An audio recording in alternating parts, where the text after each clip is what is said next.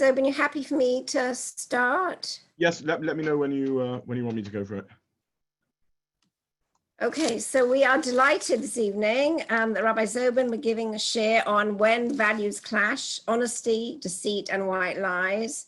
And we're extremely grateful to Rabbi Zobin for all his support for our Ner Yisrael and Rally Close series of Shiurim. We have a few dedications for Yartzites.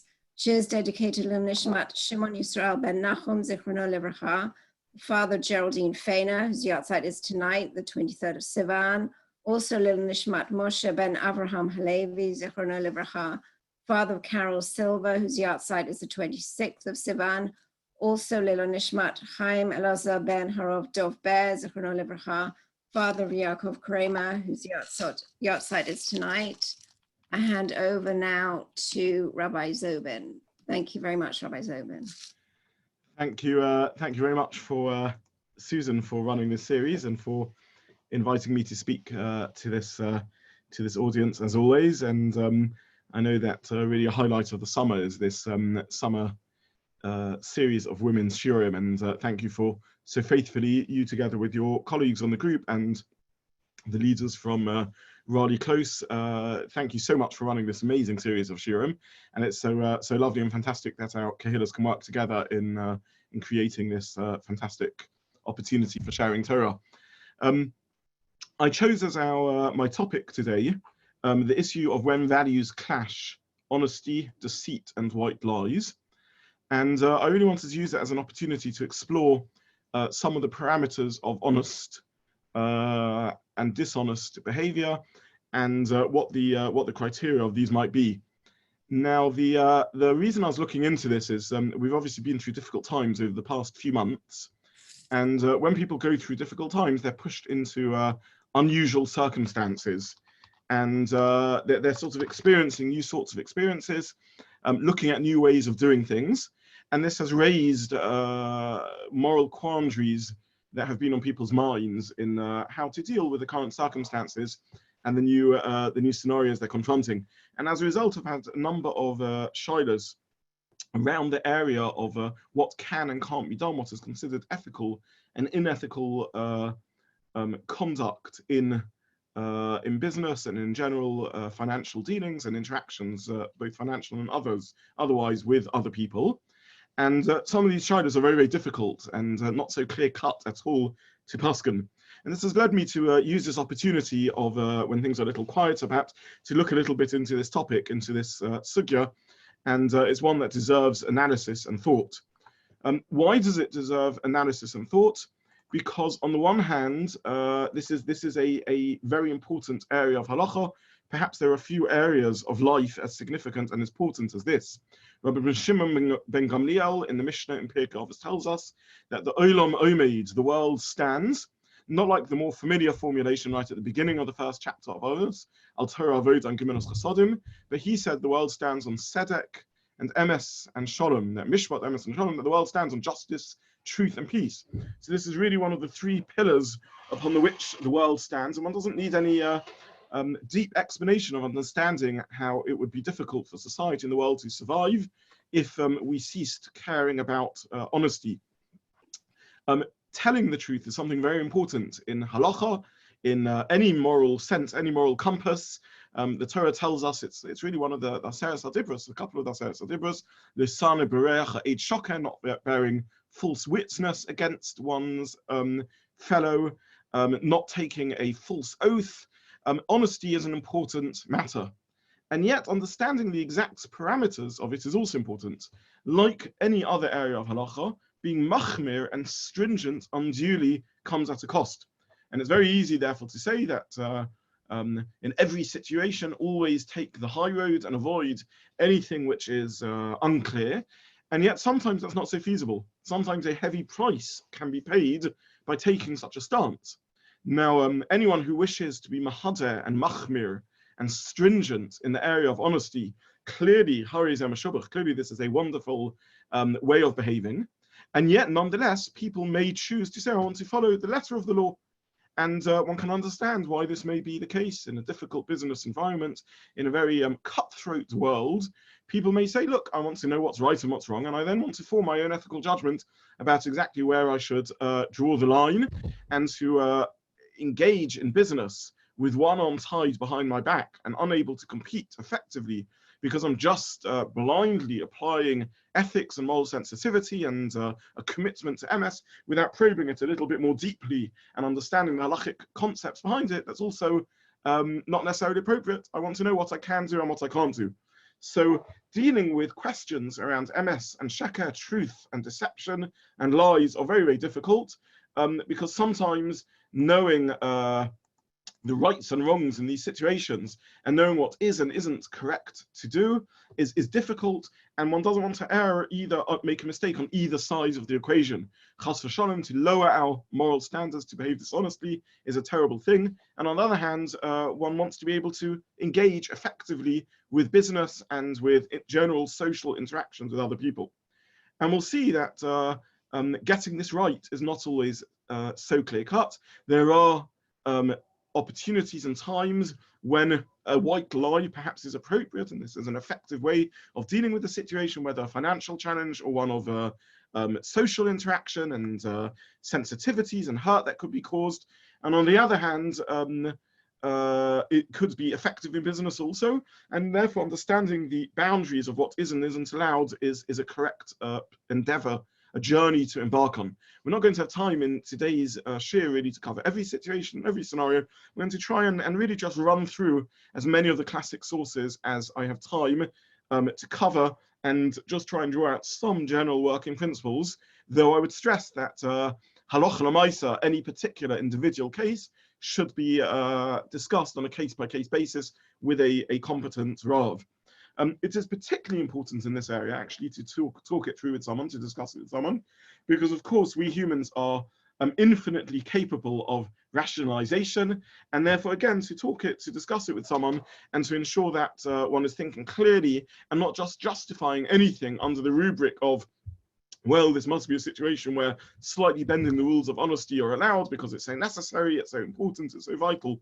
To ensure that one maintains one's standards, sometimes talking to an outsider is an effective way to deal with it.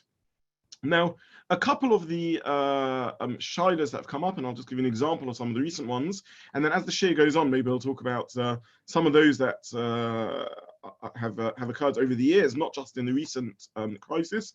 A lot of people have had to shift their businesses very fast online, and perhaps businesses that lingered too long on only existing in the bricks and mortar model where they were selling face-to-face have now used this as an opportunity to relook at online sales and online marketing, and using some of the web-based marketplaces, most famously eBay and Amazon and the like. And one series of questions I've had quite a few of have been about generating positive reviews for oneself in order to raise the business up the ranking, particularly when it's a latecomer to the market. So it's all but impossible now to break into Amazon swiftly because people check reviews, and one needs to build up reviews quite fast in order to be able to build up a reputation. And there are ways to manipulate the reviews. There are ways to set up multiple accounts and give oneself one's own reviews. There are ways to cycle business and put it through cyclically, so it goes through again and again and again and generate reviews. And there's been a series of questions about the area of reviews and fake reviews. Now, there are lots of devices which I've learned about over the last few weeks and months to increase one's ranking and appearance on the search engines, and I'm not going to go into all of them. Many of them are wholly legitimate, really, without any shiloh at all. Many of them connected with clever marketing and how one positions oneself and how one describes one's product, and this isn't what I'm talking about today. Though if there's time, I will talk a little bit about PR and marketing and some of the rules around ethical advertising, but to a degree that's a slightly separate topic. But what about where I'm deliberately manipulating the system and putting on fake reviews? Is there any justification for that in halacha? Is that allowed? Now, if that's one end of the ethical spectrum, on the other end of the ethical spectrum have been a series of shilas which I found a little disturbing initially, but I will share them with you nonetheless.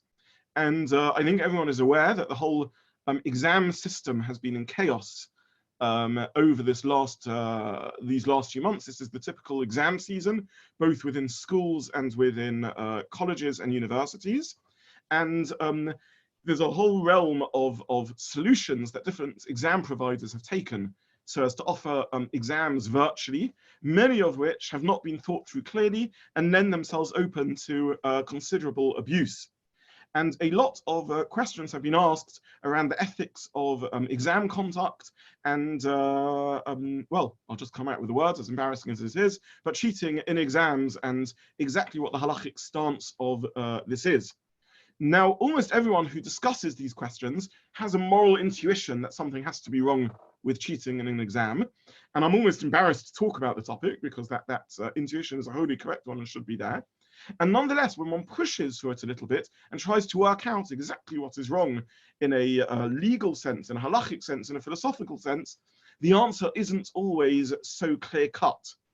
And again, one can begin dreaming up scenarios which aren't so simple and where actually students are very bothered by these questions. There are situations in which, for example, a paper is leaked online and students want to know, can they go to the student chat rooms and look at this paper so that they have the advantage of knowing what the exam questions will be in advance. And whilst one's instinctive response is that of horror, well, of course they can't. What happens when students begin rationalizing it and arguing, well, this places me at an unfair disadvantage because my competitors are doing so, particularly in exams in which the grade isn't an absolute boundary, but in which they use a distribution curve on which they consider all the results under question, and a certain percentage of people receive the top grade, and then it moves further down. And therefore one's in a pool in which not only will one's competitors do relatively better based upon their cheating, if one is unable to cheat, but it may even affect one's absolute grade, in which one will get a lower grade because of how they are doing. I saw a newspaper article actually, in which a teacher, an examiner, put one question in the exam which was actually unsolvable. The question was a faulty question without resolution, and then used one of the students' chat rooms to post a fake answer to this question, such that they knew with certainty that any student that had used this gave an answer to this question and came up with the particular result that they posted online had certainly cheated, because there was no way to get to that result based on the question. And on the contrary, the question, were one to work through it, wouldn't arrive at that conclusion, but the result that was pasted online looked somewhat authentic and went through a series of working. So the first thing was that statistically, about 15% of students gave this wrong answer. So about 15% of students were cheating and were using this online answer that was posted in order to give themselves an advantage, a very horrible statistic. And there was a lot of discussion in the media and in the world of education and so on about whether this sort of honey trap is appropriate, a sting operation. Is it appropriate to try and set a test, a trap for people in this manner? But be this as it may, it brings out the moral quandary of this question. I was troubled to discover, and this perhaps isn't reassuring when one thinks about the context, that in the world of medicine, there's also a fair amount of medical exams, there's also a fair amount of cheating that is going on. And it seems that in the world of medicine, very often students will be taken through a ward with sometimes genuine patients, or perhaps sometimes with actors who are placed in different positions, and they're asked to diagnose these various either genuine patients or acting patients. And again, because of the logistics of it, this exam may be spread over several days, 2 or 3 days, and each day maybe 15 students will be taken through this real or fake ward and asked to diagnose the patients.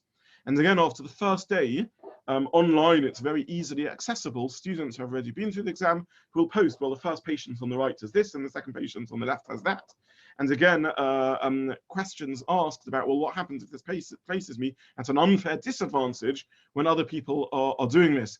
A trainee doctor told me the following story, which I suspect is a legend rather than true, of a student who was tipped off by another student that the first patient on the right had a glass eye, and very confidently strode over to the first patient on the right as they entered, took their pen and tapped the eye of the patient to demonstrate their swift diagnostic ability, but unfortunately got the eye wrong and tapped the left eye rather than the right eye, causing a rather unpleasant scene. But again, these are questions that come up, and these are questions that deserve addressing. So what exactly are the halachic issues over here? And I would point out, and I'd start off by pointing out, that the mitzvahs that we mentioned, particularly those from the Aseret HaDibros, Lusana Berech Ha'id not to bear false witness, and the like, these are all pesukim which are correct in the context of legal cases. They are there in a beis din. They talk about an aid, a false witness bearing false testimony. They talk about a claimant in din in a court case making a false oath. They don't refer to regular life. What do we have in terms of a regular prohibition of lying? Well, in particular, we have the pasuk of midvar sheker tirchok. Distance yourself from dvar sheker. And here again, the translation of the pasuk is a little unclear.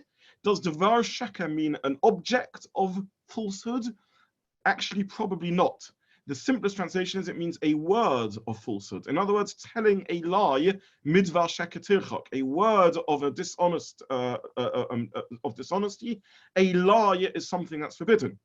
And the difficulty over here is that in many of these cases, many of these questions, no actual lying is involved. At no stage does the student say anything untrue. Very often they're not asked to sign anything about their integrity. They're not asked to commit to anything in particular in many cases. So what exactly is involved when a lie doesn't involve actually an expression of lying at all, but rather manipulating the system? Now, the answer when it comes to the exams is obviously and clearly this is wrong, and there's a number of problems over here, not least dinner and malchus or dinner, not least that if one claims the eventual result based upon one's cheating, one has illegally or against the guidelines obtains the qualification, and therefore actually every time in the future one claims to have the qualification, one is fooling one's employer and perhaps entering into a false contract. So there's a range of issues over here. But what actually is the situation when it comes to a lie that involves no dishonest word at all? So here I want us to look and spend a little bit of time at a Gemara in Chulin, which is a very important primary text on this matter. And this is the concept of Gnevat Da'at. And here I'll ask those of you who have the source sheets to use them. Perhaps Susan or someone else can just place in the chat if anyone doesn't have the source sheet, and we can just place a link in the chat, or I can just do this very quickly. We can place a link in the chat so that anyone who doesn't have the source sheet is able to download this. I'll just place this myself in the chat.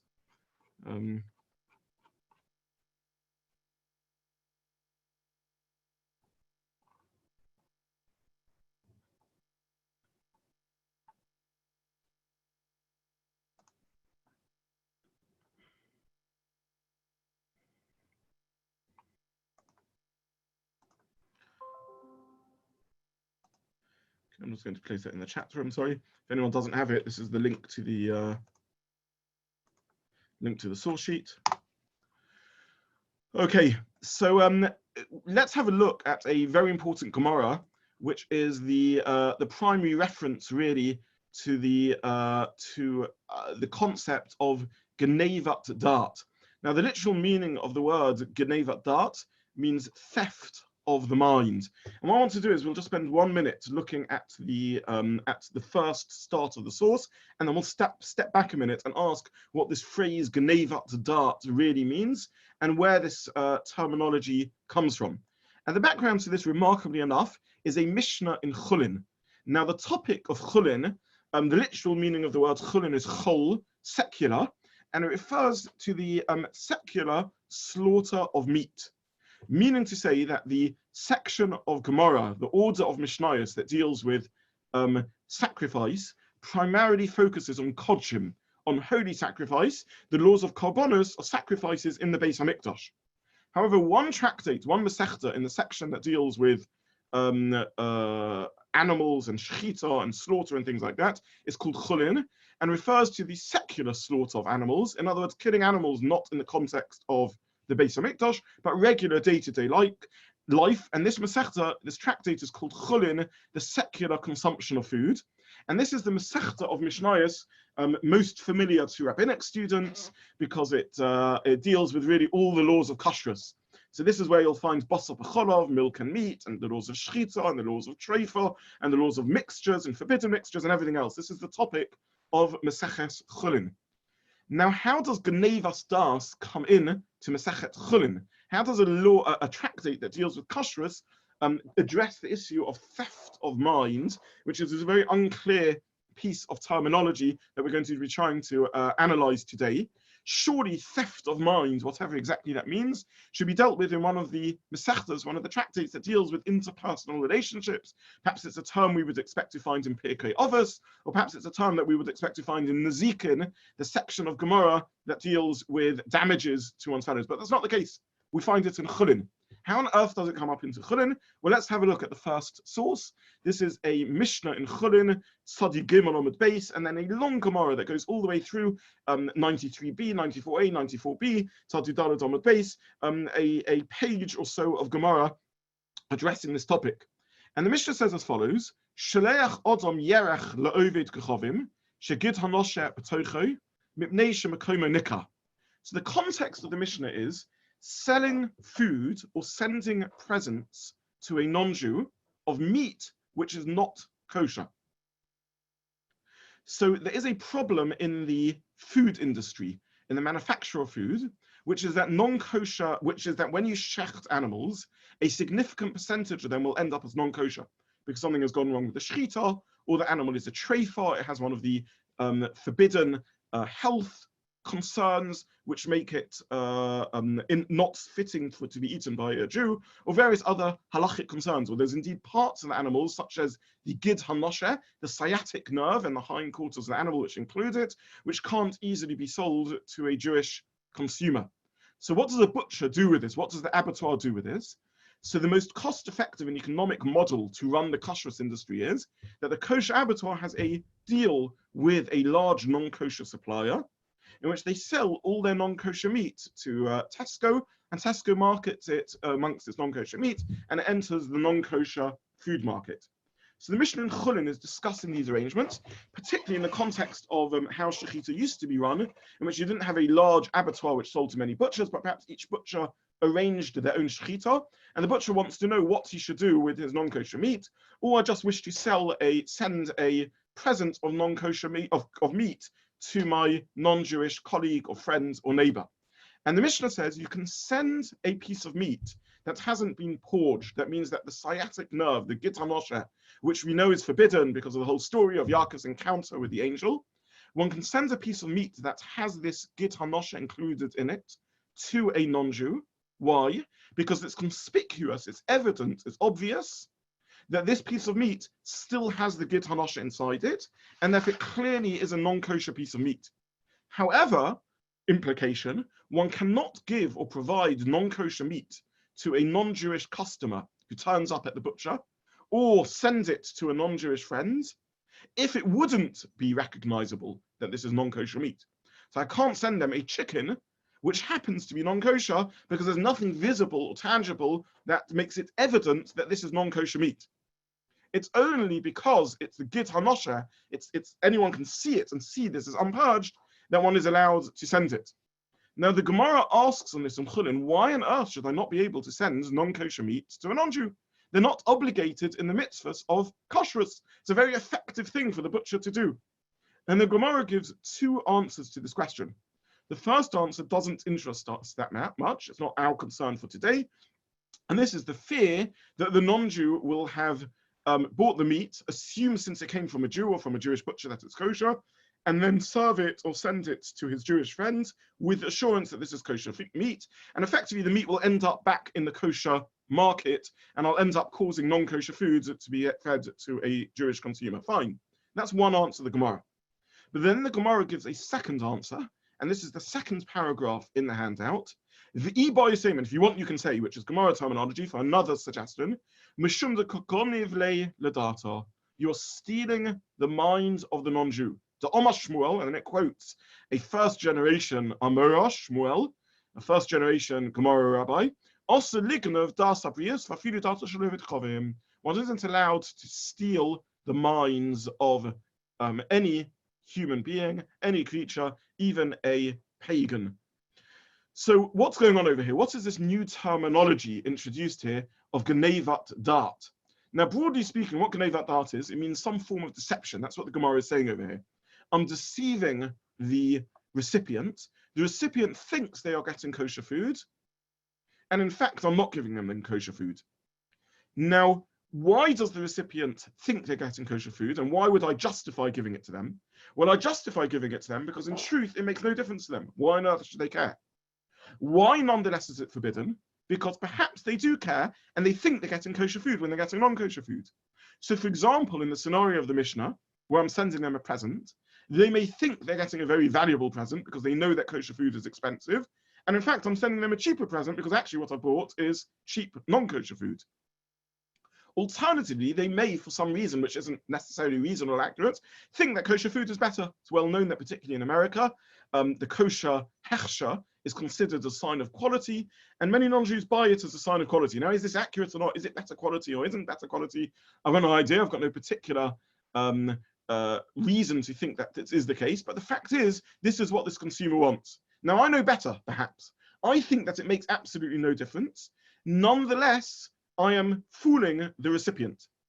And what's interesting over here is that this is taking place without any particular statement on my part. I'm simply behaving in a normal manner, and they are making assumptions about what's going on. And nonetheless, the Gemara is concerned here with the Genevat Dart, with the deception that's taking place. And we'll have to consider the parameters of this. But the truth is, even if I'm deliberately engineering the situation, and I'm conscious of what I'm doing, and I'm aware that the purchaser thinks this is kosher meat, I'm certainly not expressing a devar sheker, a word of lie. And nonetheless, this is forbidden in halacha based upon the concept of Genevat Dart. Now, what does Genevat Dart actually mean? What is this prohibition of Genevat Dart?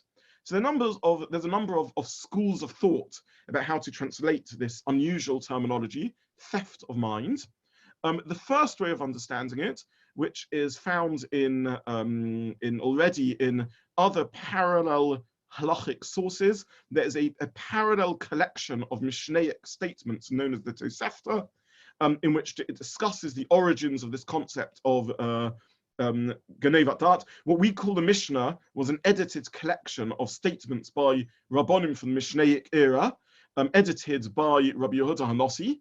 However, there were other additions, other collections made of important sort of Mishnaic statements, and from the Mishnaic era, and one of them is in the Tosefta, which discusses this. And there it argues that this is a form of Geneva, a form of theft, quite literally. The pasuk says, "Lo tignov," don't steal. Now, normally we think of stealing as literally taking an object and taking it out of your ownership and transferring it into my property. However, this Tosefta argues, and it's unclear whether it means it literally or not, but it argues that this is a form of theft. How is it a form of theft? Because I'm taking an impression, a reputation, a conception of the world, and I'm fooling you. I'm stealing from you your clarity, your ability to understand and assess the situation correctly and make a reasonable understanding of what's going on. And therefore, this is a form of virtual theft. Now, you'll understand that this concept is potentially very significant in halacha, because of course we deal with virtual theft nowadays a lot. And there's a whole area, which I'm not going to go into now, of intellectual property and how to deal with that in halacha. In the olden days, if you owned a book and I stole the book, that was simple theft. The book was in your possession and I've transferred it to my possession, that's theft. However, when it comes to intellectual property, this is a whole new world in which whether we're talking about a patent or whether we're talking about illegal file sharing and downloading of music or whatever it may be, there's nothing tangible transferred from your property to my property. And indeed, if I'm copying a recording of something of the sort, you remain with everything that was in your possession even after I've copied it. So to what degree are abstract entities capable of theft? Very interesting halachic discussion, and this is one of the sources that addresses it. But be that as it may, in the context of our share, and we're not dealing with the whole realm of honesty over here, that's beyond the capacity of this share. Just in the concept of lies and deception, it's possible that this Gemara is arguing that creating a misleading and faulty impression is a form of gneva, a form of theft. And we do find other examples where theft is used in such a broad term. And again, I'm not going to go into this in detail, but many of you will have heard the phrase gezel sheina, thefts of sleep.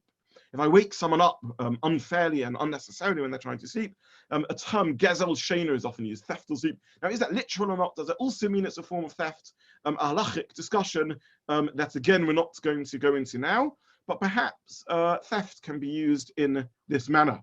Now, in source 2, I put 3 derivations of the concept of genevat da'at, and I just will run through them very quickly. On the right-hand column, there's a pasuk I brought. This is a pasuk in Sefer Bereshit. This is the pasuk in which Yaakov sneaks off and leaves the home of Lavan, his father-in-law and uncle, and he deceives Lavan in leaving home. Now, he was justified in deceiving him. Lavan was a dangerous man, and Yaakov had to run away. But look at the language the pasuk uses. Vayignov Yaakov es leiv Lavan ha'arami. Yaakov stole the heart of Lavan, the Aramean, al bli higid lo ki barachu, through deceiving him and not telling him that he had fled. So you see the pasuk uses this phrase, genevat, not dart, but genevat leiv, the heart is seen as the seat of the mind, and it uses that pasuk to refer to deception. So stealing the mind, creating a misleading impression, is referred to in the pasukim as geneva. There's another source which I didn't print on the sheet, but those of you familiar with your Nach will remember the story of Avshalom and his rebellion against his father David. And for a period of time before the rebellion, Avshalom was courting cheap popularity. And he was basically doing so by telling everyone what they wanted to hear. So the Psukim describe how he would hang out outside the court of his father, and people would come in, and inevitably, a certain percentage of people would receive a positive outcome to their appeal to their king or the case of justice that they were interested in, and a certain percentage wouldn't get what they wanted. And Avshalom would ask them what's going on, and he would say to them, oh, I feel so bad that you didn't succeed in your case. Had I been the person deciding, I would have decided differently. He was effectively engaging in an operation to court public approval and popularity as what later turned out to be as a platform for his coup that he was attempting to mount against his father. And again there, the pasuk says, "Vayas Avshalom kedova hazeh l'chol Yisrael asher yavohu lemishpat hamelech." All the population that would come for justice in front of the king, his father David. Vayignov Avshalom leiv anshe Yisrael. Avshalom stole the heart of the people of Israel by fooling them into thinking that he really cared about them and their interests and justice, when in fact he was just a rebel, a wannabe rebel, trying to court popularity to mount his attack on his father. So this is source 1 for the concept of genevat da'at. There's another 2 sources put forward, and I'll just skim through them very briefly. There is a Rabbeinu Yonah, one of the foremost ethical thinkers in the Jewish canon. We're talking here about a contemporary of Nachmanides, the Ramban, in Spain, Rabbeinu Yonah, who wrote a very famous and classic work of ethics, the Shari Shiva. There he speaks about the concept of genevat da'at, and he understands that genevat da'at is a colloquialism. It doesn't mean theft of the mind. It's really included in dvar sheker. And the Gemara's point is, don't translate midvar sheker tirchok, run away from a lie, as simply meaning a word of falsehood, but it means a matter of falsehood, and therefore any extension of falsehood. And finally, there's a Soprano, the Italian doctor from Italy from the 1500s, who wrote the classic commentary on the Torah, the Soprano, who understands that this is more about another pasuk, which I also included, a general prohibition against oppressing someone and treating them unfairly in a commercial transaction. And he argues that this is really what is going on over here. What we're dealing here with is unfair business practice. Okay, so there is a concept of genevat da'at, of deception. Either literally genevat da'at, the concept here is theft, or it's a borrowed term to refer to other other forms of dishonesty. Now, fascinatingly, if we go through the samples of the Gemara, I think the Gemara takes it a lot further than is intuitive, perhaps, to our modern sense of ethics. And I'll just run through some of the scenarios of the Gemara very briefly. And we'll turn back again to page 1, to the top of the page rather, in which the Gemara gives a couple of scenarios. And I won't have time to go through all of them, but I'll summarize many of them outside. And this is the third paragraph on the printed page. It begins in the Hebrew with Tanya, and in English it is taught in a brighter. Tanya hoi Rabbi Meir Omer. Rabbi Meir used to say, Al yasarev odom lechaveru lisod etzlo. Don't press your friend, your colleague, your fellow human being to eat with you, to come with you for a meal. And you know that they're not going to eat. Don't give them lots of presents or offer them lots of presents when you know that they're not going to eat. So this scenario is a case in which you're making a function. You're planning a get-together, and perhaps there's someone there you don't really want to come.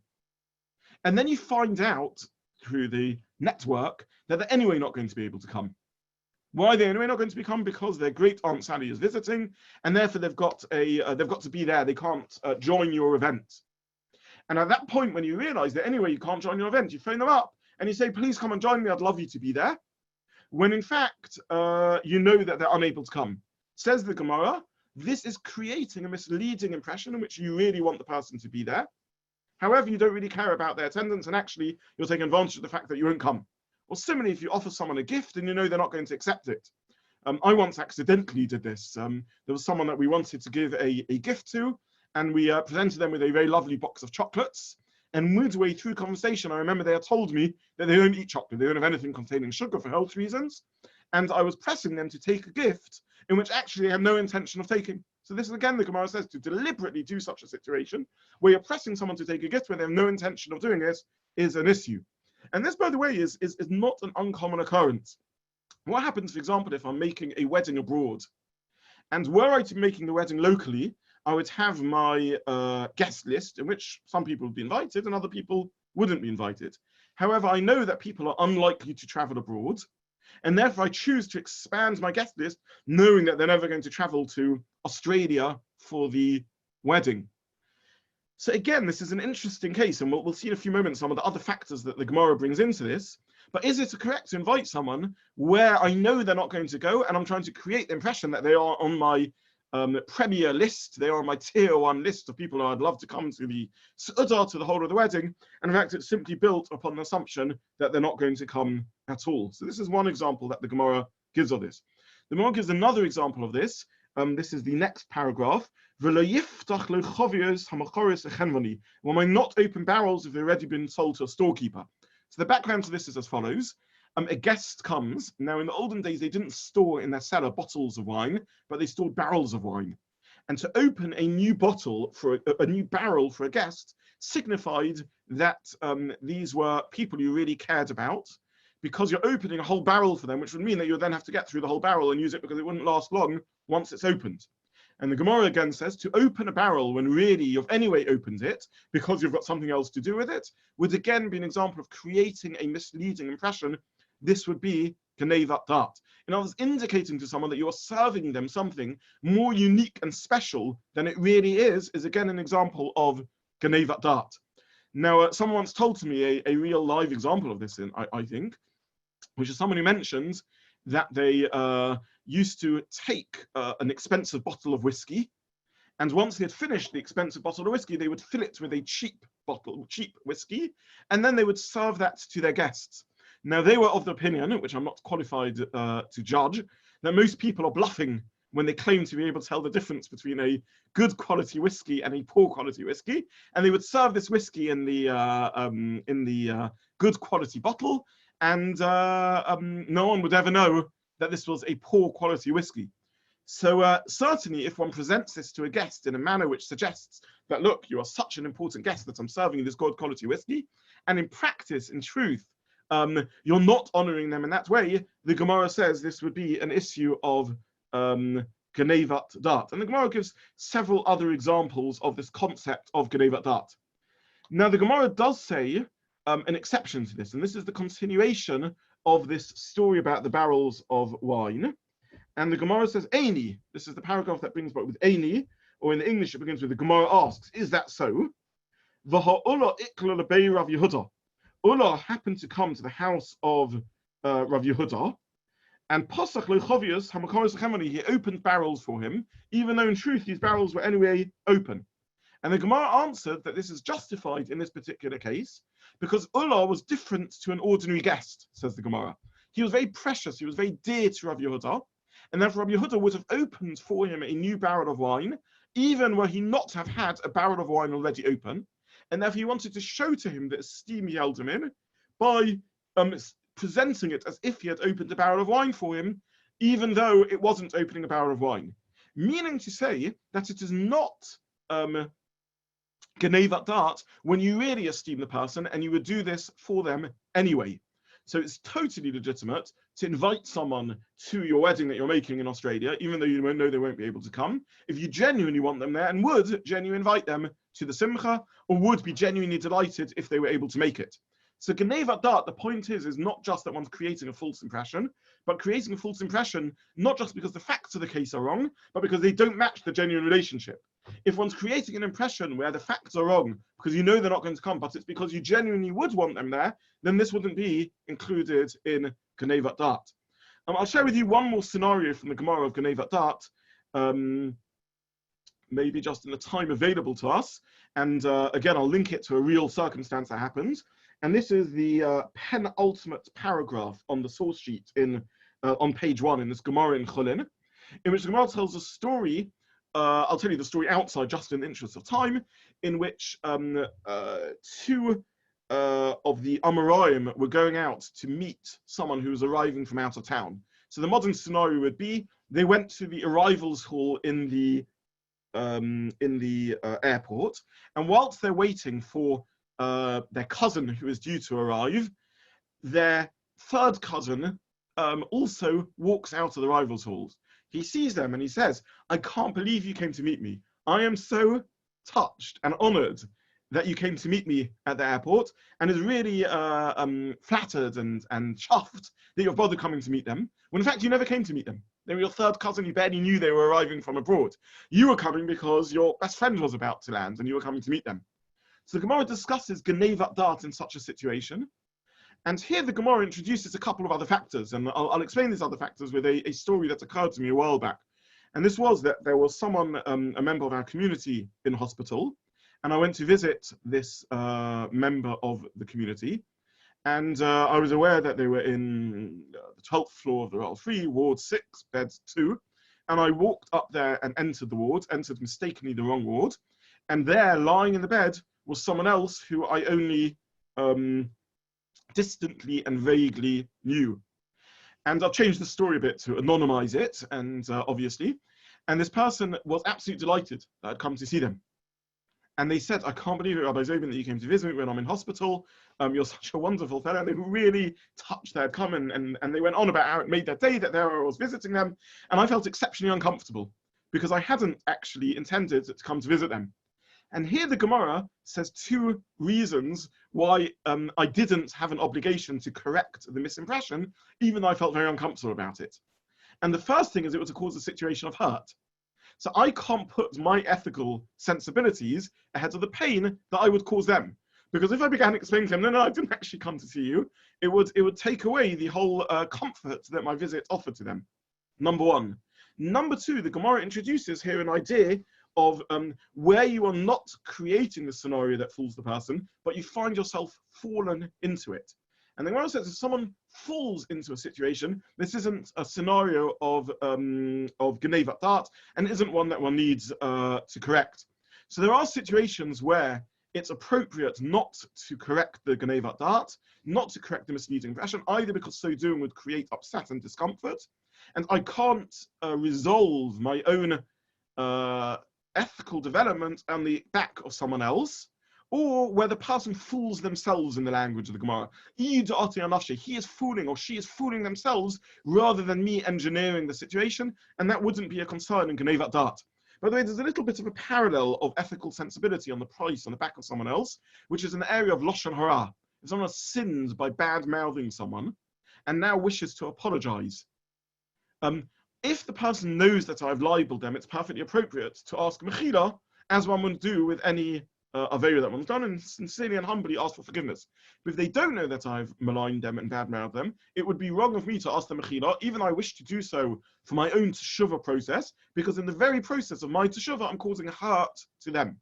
And therefore, so too in the case of Genevas Das, in this situation, I'm causing hurt to the other person in order to resolve my own ethical sensibilities. Nonetheless, it would be wrong of me to manipulate the situation. That would be Genevas Das.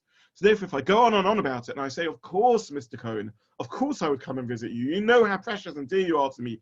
And, you know, I schlepped all the way to the Royal Free, and you know what the parking's like and the traffic's like in order to go and visit you. And that would be Genevas Das, where I'm deliberately playing upon the situation. But to underplay it and just accept and go with the flow can be correct in certain scenarios. So this is the halachic concept of Genevas Das, and one that certainly one needs to be very cognizant of and very sensitive to, and can sometimes should be on one's mind as one deals with situations. You know, there's a parallel series of halachas, and I'm not going to go into all the scenarios around this. For example, passing on gifts to someone else. You know, I'm told that if one studies the pattern of gift giving in northwest London, sometimes one can see a chain in which a beautiful gift is perhaps given to someone, family A, who decide they don't need the gift and they pass it on to family B, who then pass it on to family C, who pass it on to family D, who then give it back to family A. And this gift item makes its way around a circle of people. Passing on gifts to someone else when you've received it yourself, again, needs to be considered on a case-by-case basis.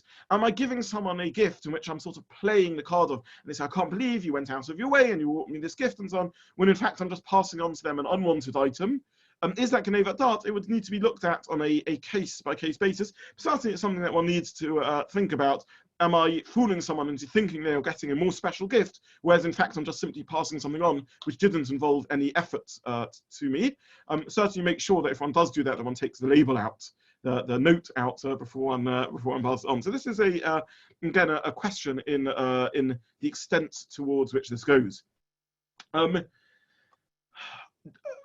Very briefly, just running through the principles that come out in the Gemara. As we've said, silence isn't a defense. This is even passive deceit in the concept of Genevas Das. False advertising would be included in Genevas Das, and we missed out one of the cases in the Gemara in which someone presents a product as looking better than it is, even when the recipient is getting the correct price for it. So I'm not taking a wrong price, but nonetheless making it look as if they're getting a better deal. There's a lot of discussion about presenting something as if it's a reduction. So many shops, you drive past them and they're always holding a closing down sale. It's always 20% reduced. And both in secular law, by the way, in English law, and in halacha, this is not easily legitimate. To present something as reduced when it isn't reduced is a classic example of Genevas Das, even if the price overall that I'm charging them is fair. In other words, if I'm charging them an unfair price, or if I'm presenting goods as better quality than they are and lying to them, then this could be outright theft. But even if what I'm giving them is actually a justified thing, nonetheless, if I'm presenting it as a clearance sale, you know, and so on and so forth, this could be a problem of Genevas Das. And then we mentioned other issues like pretending I'm opening a bottle of wine, especially for them, and the like. When would there be a heter, an allowance for Genevas Das? One situation is when they're fooling themselves, if common sense should tell them that this wasn't the case. Another example would be where, as I said, where they're fooling themselves because I didn't do anything to manipulate the situation. They just jumped to that false conclusion. Or a situation where it's not for my benefit, where I genuinely want to honor them. I genuinely respect them. And it so happens that I had the bottle of wine open anyway, or it so happens that the wedding that I'm inviting them to is taking place far away, but I would have let them know no matter what. Now, there's a third heter given for Genevas Das, which brings us into the general area of white lies and the concept of white lies. And this is a Genevas Das, a deception done for the sake of promoting harmony and peace. And a cursory perusal of the stories of Tanakh shows many scenarios in which great figures not only engaged in Genevat Da'at, but sometimes in outright lies for some particular purpose. And we don't have time to go through all the scenarios, but just reminding oneself of several of the stories in Nach. We have the famous story of Yaakov and Esau, in which Yaakov fools his father as to his identity. We're not going to be able to go through that. We have a story in which Yosef, at the brothers of Yosef, at the end of their life, turn to Yosef and say, our father Yaakov delivered the message to us to deliver to you, that you shouldn't take it out on us after he passes away. And many other stories in which we find figures in Tanakh changing things a little bit in order to achieve particular ends which justify it. In fact, one of the classic sources is where HaKadosh Baruch Hu himself tells a white lie. And this is the story where Hashem confronts Avram and says, why did your wife, Sarah, disbelieve the prophecy that you were going to have, or the statement of these visiting angels, prophecy or not prophecy, that you were going to have a child within the year? And what Sarah said was, how can this happen when my husband is old? And what Hashem said to Avram is, she said, how can we possibly have a child when I am old? And there the Mefarshim Rashi already picks up on it, and says that HaKadosh Baruch Hu changed the version. Now Shalom, he didn't want to report to Avram that Sarah had said, your husband is old, and therefore he changed it. So she said, I am old, and that's why she was skeptical about the possibility of this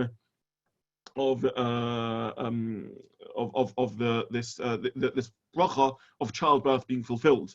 But what we see is a clear principle that one can change Bnei HaShalom because of peace. Now, one of the very classic sources in this, and there's a range of Gemaras about this, which we're not going to have time to go through all of them, is a source that I printed on page 2, source 4. And this is a song that we sing at a wedding. Now, Jews are strange people, and we sing halachas. We sometimes make songs out of halachic rulings. And there's a song that all of us have heard at a wedding, Ketzad Merakdim Lifnei HaKala. How do you dance in front of a bride? And we say, Kala Noya v'chasudah, she's a pleasant and righteous bride. Now, this song, believe it or not, comes from an abstract halachic discussion, a machlokus between Beis Shammai and Beis Hillel, between the school of Shammai and the school of Hillel, found in a Gemara in Ksuvos, the tractate that deals with marriages. And here we have a remarkable debate between Shammai and Hillel. Now, you are aware of the very different personalities of Hillel and Shammai, and we're not going to have time to go into in detail the differences. It's important to stress that Shammai is not an unpleasant person. The point of all the stories the Gemara tells us about the difference between Shammai and Hillel is not to indicate that Hillel is lovely and Shammai is harsh. Shammai is the author of the statement in the Mishnah and others, having mekabeles kol adam b'seiv upon him office, receive each person with a pleasant countenance. Shammai was not an unpleasant person, but Shammai believed that allowing people to linger with false illusions of themselves is no kindness. In the world of teaching, we discuss this a lot. And when you have a student who presents a piece of shoddy work, the classic sort of idea would be to say, well, you always try and compliment and give praises and so on. But maybe sometimes it's time to have a heart-to-heart talk with the students and say, come on, put yourself together, you can do better than that. Is the teacher that's always positive the kind one? Not necessarily. Sometimes holding someone to a higher standard is what's expected. And Shammai is that sort of figure. He's someone who doesn't believe in allowing people to have illusions which aren't necessarily truthful. A student who has a dream of going and becoming a celebrity singer or a great doctor, and one is of the judgment call that this is simply a nonsensical dream. Is it a kindness to leave them with that illusion, or to let them know? It really depends on a case-by-case basis, and it's not clear-cut at all. So Shammai is someone who holds people up to higher standards, and hence the very famous sequence of stories about various converts who wanted to join the Jewish people, where Shammai rejects them and Hillel lets them in and so on. So here we find a classic argument in line with that sort of thought. Ketzad merakdim lifnei hakala. How do we dance in front of the bride? Beis Shammai says, Omrim kala k'moshehu. You say what she's like. So you say, she's okay. She's decent. If she's decent, if she's a very talented lawyer, you say, well done, you got yourself a talented lawyer. Hillel says, you say, Kala Noa v'chasudah. You always say she is a beautiful, what a lovely wife you have, what a gracious wife you have. Kala Noa v'chasudah. Shammai turns to Hillel and says, how can you say that? What happens if she isn't? What happens if she quite simply isn't a attractive person? What happens if she's not such a nice personality? How can you say this? Hillel returns, says, well, what are you meant to say? If every wedding speech, one obviously focuses on the genuine qualities of it, but if one doesn't start off the wedding speech with the standard expected things that should be said, what are you saying implicitly in this situation? And therefore, Hillel's view is, what praises do you give to the color? What should you say in your speech, in your praise? You should always say she's a color chazudah. Because if we begin playing with which sort of compliment you give, the implication is, actually, you don't think she's such a beautiful person, whether literally or in terms of her qualities of personality. Shammai responds, one has to keep away from lying. And this is a classic source in the Gemara, in which the Gemara, and we paskin indeed like Hillel in this situation, that there are situations of darkei shalom, of ways of peace, in which it's appropriate to shift the truth because of potential hurt that could be caused. Now, in particular, Hillel's allowance is based upon the fact that by definition, this is a subjective matter. Actually, beauty is in the eye of the beholder, and to determine what one defines as a beautiful person or beautiful personality is in the eye of the beholder. Now, there's several other Gemaras which talk about the boundaries of this parameter, including a Gemara in Yevamos, which I printed in source 5, in which Rav, the Gemara tells us, had a very difficult relationship with his wife, and I'm not going to discuss this Gemara in total. However, she generally did exactly the opposite of what Rav knew that she wanted to be done. And the Gemara tells a story that whereas Rav's children grew older, they began changing what Rav had asked for so as to ensure that he was cared for better. So the Gemara tells us that when she was young, if Rav would enjoy eating lentils, she would prepare for him peas. If he enjoyed eating peas, she would prepare for him lentils. And as the children got older, they would comment to their mother, you know, Dad really likes lentils, knowing full well that he likes peas. And that way that would improve the relationship because she began giving what he really wanted and so on and so forth. And Rav isn't happy with this at all. And he says that you're training yourself to speak falsehood. So again, a very fascinating Gemara that needs a lot of discussion, which we don't have time to do. But there's certainly the boundaries of this issue need to be treated with a lot of care, exactly when one can and can't justify a white lie, and understanding when they apply or not needs to be thought about with care. I want to finish though with one reflection, sort of philosophical or ethical reflection, which is a medrash, and I printed this right at the end of source 7. And this is such a profound point that we need to really digest and absorb into the fiber of our being. This is a very famous medrash, which we're just going to read for 1 minute. And Rav Shimon says, when God was about to create Odom, the ministering angels split into different groups. Some said, let him be created. Others said, let him not be created. And it brings a pasuk into Tehillim, Chesed ve'emes nifkush etek v'shalom noshka, etc. Mercy and truth conflicted, righteousness and peace clashed. Mercy said, let him be created because we'll do merciful things. Truth said, let him not be created, for he will be full of falsehood. Righteousness said, let him be created, for he will do righteous deeds. Peace said to him, let him not be created, for he will never cease quarreling. What did HaKadosh Baruch Hu do? He took truth and threw it to the ground. An angel said to him, why are you throwing truth to the ground? And he answered, Emes me'eretz titzmach. The truth should grow out of the ground. Now, this medrash is a difficult medrash, but what it's telling us is that in real life, there are genuine conflicts of morality. And in real life, it's not possible for a human being to achieve complete harmony in their relationships and interactions with others, nor is it possible for a human to achieve complete truth. Human beings simply only see part of the picture. And the definition, the essence of only seeing part of the picture is that we don't see the full MS and we don't see the full peace. We're not able to maintain complete and perfect peace.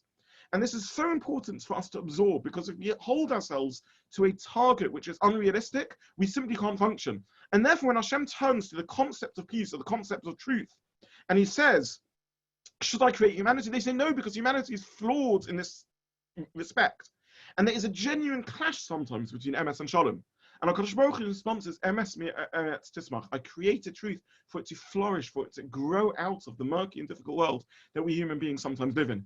And if I simply conclude with the reflection that if we think we possess the whole truth, if we think we possess perfect truth, Chazal here are teaching us in this medrash that this isn't humanly achievable, and this should be a tool for us to achieve genuine shalom and peace and recognition of others, and also to realize that sometimes values clash and we need to deal with great sensitivity with how we resolve them. So I've used my allotted time, and therefore I will stop there. And thank you once again so much for inviting me. I don't know, Susan, the format, if you want to open the floor to questions, or if we should conclude it with that. Well, if anyone wants to ask a question, I suggest put it on the chat because we're running a little bit late. In the meantime, I want to thank you very much, Rabbi Zobin. I'm sorry, I've left time for questions at the end. I apologize if I didn't, if I should have done that and didn't. No, it's fine. Really excellent, fascinating, thought-provoking analysis of parameters of honesty and ethical conduct.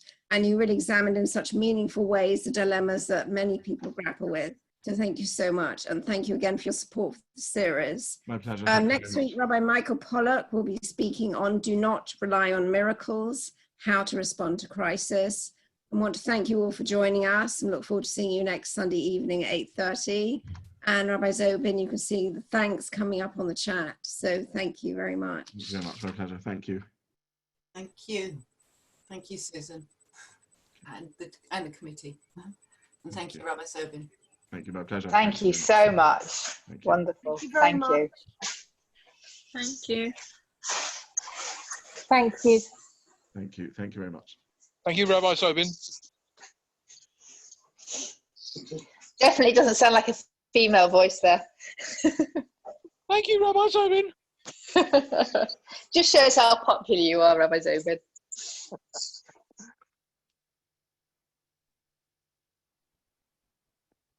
Okay, good night, everyone. Thank you. Good night, Susan. Thanks.